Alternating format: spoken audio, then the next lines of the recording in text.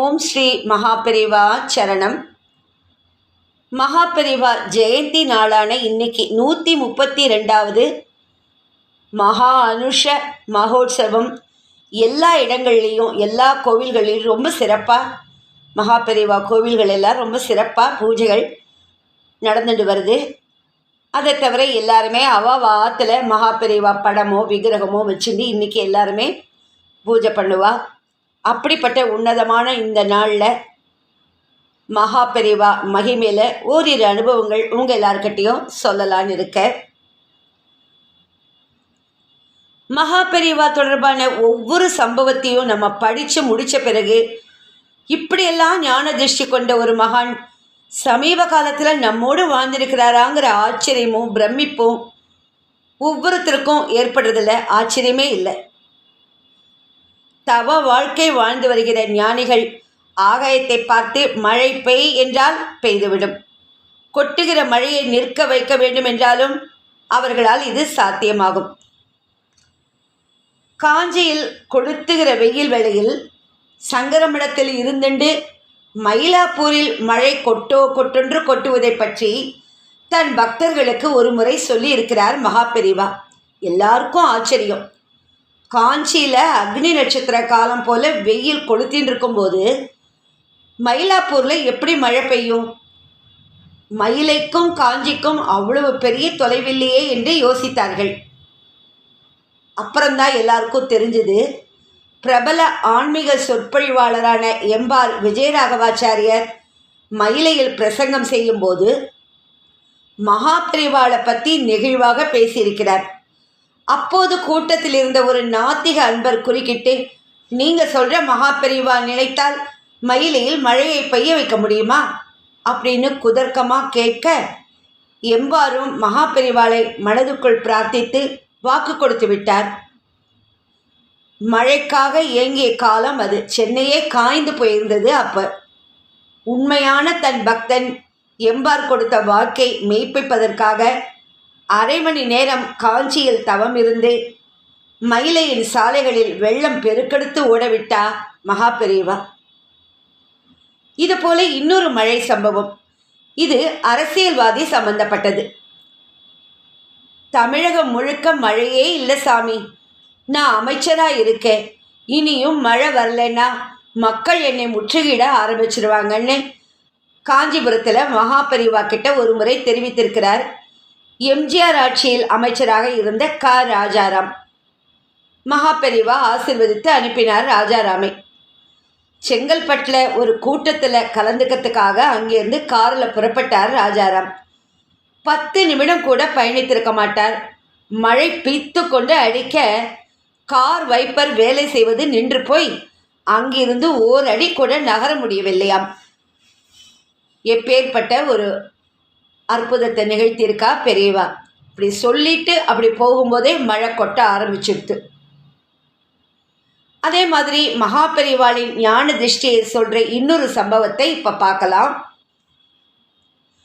மகாபெரிவா அப்போ மகாராஷ்டிரா மாநிலத்தில் சதாரா நகரத்தில் முகாமிட்டிருந்தார். நதிகள் வளம் கொழிக்கும் நாகரிகம் சிறந்து விளங்கும் இந்த சதாரா மகாபெரிவாளுக்கு மிகவும் பிடித்த ஊர். சதாராவில் முகாமிட்டிருந்த போதுதான் பெரியவா மனசில் ஒரு எண்ணம் உதித்தது. தமிழ்நாட்டில் நடராஜ பெருமான் அருளுகின்ற சிதம்பரம் ஆலயம் போலவே சதாராவிலும் அற்புதமான ஒரு ஆலயத்தை கட்டலாமே, அதற்கு உத்தர சிதம்பரம் என்று பெயரிடலாமே என்று மகானுக்கு தோன்றியது. உத்தர சிதம்பரம்னா உத்தரன்னா வடக்கு. மகான்கள் மனதளவில் நினைத்தாலே போதும், அத்தனையும் செயலாக்கம் பெற்றுவிடும். இந்த பணியை முடிப்பதற்கு உரியவர்கள் யார் யார் என தீர்மானித்து அவர்களிடம் பொறுப்பையும் ஒப்படைத்தார் மகாபெரிவா. சுமார் 2.5 ஏக்கர் பரப்பளவில் சதாராவில் உத்தர சிதம்பரம் ஆலயம் கட்டுவதற்கென இடம் வாங்கப்பட்டது. சிதம்பரம் அளவுக்கு பிரம்மாண்டம் இல்லை என்றாலும் சிதம்பரத்தை நினைவுபடுத்தும் விதத்தில் இந்த ஆலயம் அமைய வேண்டும் என்பது மகாபெரிவா உத்தரவு. மகாபெரிவா உள்ளத்தில் இருக்கிற விருப்பத்தை புரிந்து கொண்ட தனவந்தர்கள் ஆடல் வல்லான் ஆலயம் அமைவதற்கு செல்வத்தை அள்ளி வழங்கினார்கள். அப்போதைய ஆட்சியாளர்கள் மகாபெரிவா மீது மிகுந்த மரியாதை கொண்டவர்கள். மகாபெரிவாளை தெய்வமாகவே மதித்தவர்கள். எனவே தங்கள் மாநிலத்தின் பங்கும் இந்த நடராஜர் ஆலயத்தில் இருக்க வேண்டும் என்று விரும்பினார்கள் அப்போதைய முதல்வர்கள். மகாராஷ்டிரம், கர்நாடகா, ஆந்திரா, தமிழக அரசாங்கங்கள் தங்கள் பங்குக்கு நிதியை வாரி வழங்கின. கேரள அரசு மட்டும் சும்மா இருக்குமா? தன் பங்காக ஆலய கொடிமரத்துக்கான மரம் மற்றும் ஆலய கட்டுமானத்துக்கு உண்டான மரங்கள் அனைத்தையும் அனுப்பி வைப்பதாக உறுதியளித்தது. வேலைகள் துரிதகதியில் நடந்தன. 4 திக்குகளிலும் 4 கோபுரங்கள். ஆலயத்தில் பிரதான மூலவர்களாக ஸ்ரீ நடராஜ பெருமான் மற்றும் ஸ்ரீ சிவகாம சுந்தரி தவிர விநாயகரில் ஆரம்பித்து அனைத்து பரிவாரங்களும் இங்கே பிரதிஷ்டையாயின. 3 வருடத்துக்குள் ஆலயம் அற்புதமாக கட்டப்பட்டு ஸ்ரீ ஜெயேந்திர சரஸ்வதி சுவாமிகளின் திருக்கரங்களால் கும்பாபிஷேகம் செய்து வைக்கப்பட்டது. மகாபெரிவாளுக்கு அப்போ வயசு 91.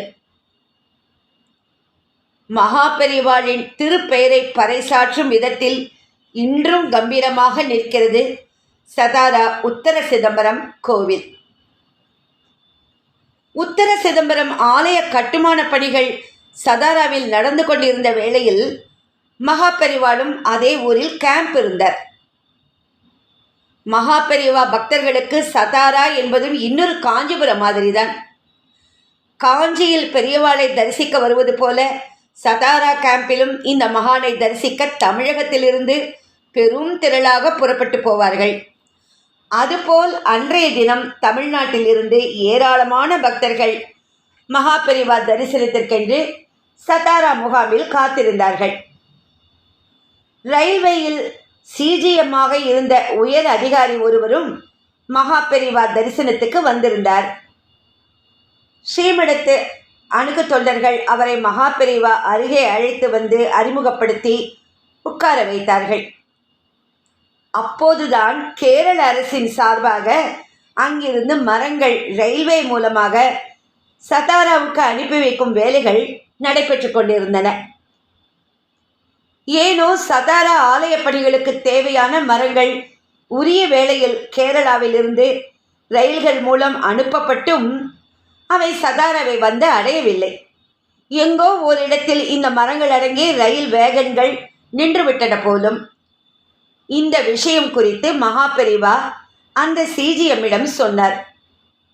இது குறித்து தானே களத்தில் இறங்கி அந்த வேகன்கள் தாமதமில்லாமல் சதாரா வருவதற்கு உரிய ஏற்பாடுகளை செய்து தருவதாகவும் இது தனக்கு மிகப்பெரிய பாக்கியம் என்றும் சந்தோஷத்தோடு உறுதியளித்தார் சிஜிஎம்.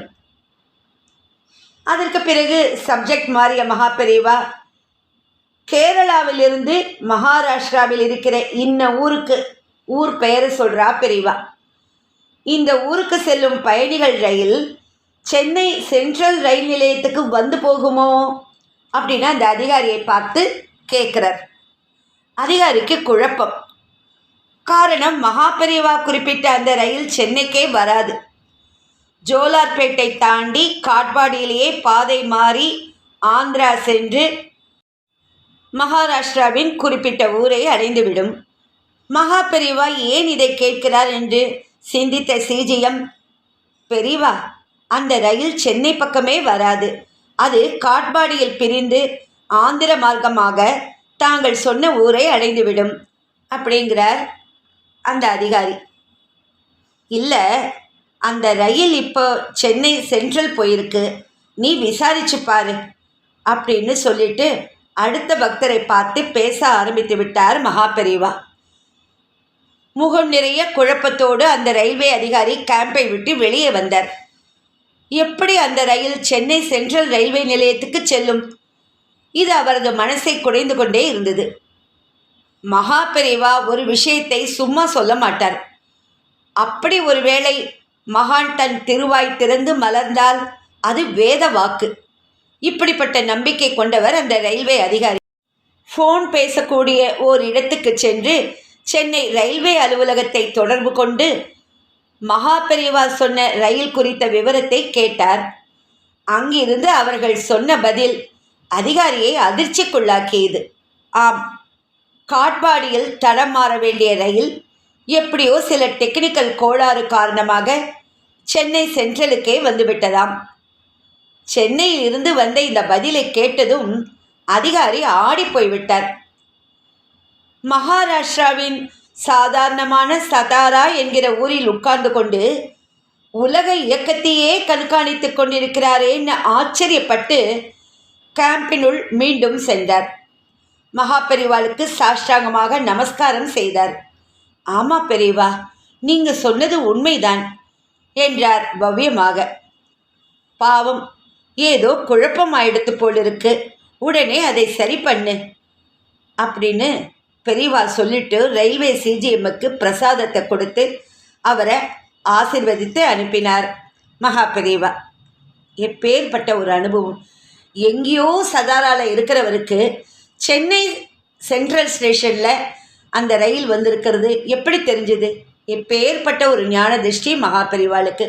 மகா பெரியவாளோட அனுபவங்களை நிறையா சொல்லிகிட்டே போகலாம். இன்னொரு அருமையான ஒரு அனுபவத்தை சொல்லிட்டு முடிச்சுக்கிறேன். இன்னைக்கு ஒரு முறை மகா பெரியவா பிட்சை எடுத்துக்கும் போது அதில் கீரை பரிமாறப்பட்டது. ரொம்ப சுவையாக இருந்ததுனால அந்த கீரையை மகா பெரியவா முழுக்க சாப்பிட்டுட்டார். பிட்சை தயாரிக்கக்கூடியவர் மகா பெரியவாளுக்கு கீரை ரொம்ப பிடிச்சிருக்கு போல இருக்குன்னு நினச்சிட்டு அடுத்த நாளும் அதை தயாரித்து மகா பெரியவாளுக்கு பரிமாற ஆரம்பித்தார். 2-3 நாட்கள் கீரையை எடுத்துக்கொண்ட மகா பெரியவா அடுத்த நாள்லேருந்து திடீரென அறிவிக்கப்படாத ஒரு உபவாசத்தை விரதம் மேற்கொள்ள ஆரம்பித்தார். எல்லாரும் பயந்து போயிட்டா. பெரியவா பிட்சை எதுவும் எடுத்துக்கலையே, நாம ஏதாவது தவறு செய்து விட்டோமோன்னு அந்த பிட்சை தயாரிப்பவரும் ஸ்ரீமடத்து அதிகாரிகளும் கலங்கி தவிச்சு போயிட்டா. தங்கள் மேல் தவறு இருந்தால் மன்னித்து அருளுமாறு மகா பெரியவாளிடம் வேண்டினார்கள். அப்பதான் அவர்களுக்கு ஒரு விஷயம் தெரிய வந்தது. 2-3 நாட்கள் தொடர்ந்து கீரையை பிட்சையில் சேர்த்து கொண்டதால் அதன் மீது ஒரு ஆர்வம் வந்துவிட்டது மகா பெரியவாளுக்கு. அடுத்த நாளும் இந்த கீரையை மனம் எதிர்பார்க்க ஆரம்பித்து விடுமே என்று தன் நாவை கட்டுப்படுத்தும் விதமாக உபவாசம் துவங்கிவிட்டார் என்று. உணவின் மீது தனக்கு ஆர்வம் வந்துவிடக்கூடாது என்பதற்காக சாப்பிடுவதையே சில நாட்கள் நிறுத்தியதாக பின்னர் ஸ்ரீமடத்து அதிகாரிகளுக்கு தெரிய வந்தது. மகான்கள் என்பவர்கள் ஆசைகளை முற்றிலும் வேறறுத்தவராக வாழ வேண்டும் என்பதை உணர்த்தி வாழ்ந்த மகான் மகா பெரியவா. பெரிய பெரிய தனவந்தர்கள் ஸ்ரீமடத்துக்கு பணம், பொருள், நிலம் போன்றவற்றை காணிக்கையாக வழங்கி கொண்டே இருப்பார்கள். ஸ்ரீமடத்தின் அன்றாட தேவைக்கு போக எஞ்சியதை அன்னதானத்துக்கும் ஆலய கும்பாபிஷேகங்களுக்கும் ஏழைகளின் தேவைகளை நிறைவேற்றுவதற்கும் பயன்படுத்தினார் மகா பெரியவா. உதவிகளை எதிர்பார்த்து ஏழைகள் ஸ்ரீமடத்தின் வாசலை மிதித்துவிட்டால் தன் ஞான திருஷ்டியின் மூலம் அவர்களது தேவையை அறிந்து கேட்காமலேயே அருகே அழைத்து உதவினார் மகா பெரியவா. மனித வடிவில் மகானாக தெரிந்தார், மகான் வடிவில் தெய்வமாக தெரிந்தார். இவரது அருளையும் ஆசையையும் பெற்று வாழ்ந்தால் வாழ்வில் மேம்படலாம் என்று பல லட்சக்கணக்கான குடும்பங்கள் இன்றைக்கு உலகம் முழுக்க இவருக்கு வழிபாடு செய்து வருகின்றன. இவரது பிறந்த நட்சத்திரமான அனுஷம் மாதம் உலகம் முழுக்க பக்தர்களால் கொண்டாடப்படுகிறது. காஞ்சிபுரத்தில் இந்த மகானது பிருந்தாவனம் அமைந்துள்ள இடத்தில் சிறப்பு அபிஷேகமும் தங்கத்தேர் பவனியும் நடைபெறும். இன்னைக்கு ரொம்ப ஏன்னா 132வது மகா அனுஷ ஜெயந்தி ரொம்ப விசேஷமான நாள். எல்லாரும் அந்த காஞ்சி மகா பெரியவாளின் திருப்பாதம் பணிந்து அவரை போற்றி ஆசைகள் பெறுவோம், ஆனந்த வாழ்வு அடைவோம். ஹர ஹர சங்கர ஜெய ஜெய சங்கர, ஹர ஹர சங்கர ஜெய ஜெய சங்கர, ஹர ஹர சங்கர ஜெய ஜெய சங்கர. ஓம் ஸ்ரீ மகாபெரிவா சரணம். நமஸ்காரம்.